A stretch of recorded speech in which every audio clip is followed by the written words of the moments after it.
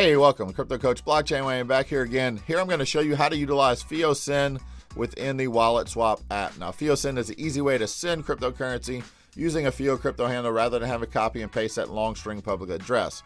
So here in the WalletSwap app, you will hit what you want to send. Hit send. I will select how much I want to send, and then where it says recipient is where I will type in that FIO crypto handle. In this case, say I want to send it to Blockchain Wayne at Edge. I can type that in. And once I'm done typing it, I hit next. It's going to check to verify that that's a mapped address. If you type something wrong and it's not a mapped address, it will not allow you to send it, which helps prevent those errors. All right, so it's verified it. And now it just asked me to confirm the transaction. Hit confirm. And it's as simple as that to utilize FIO Send within the WalletSwap app. Here in a second, I'll get a confirmation. There you go to transactions in progress.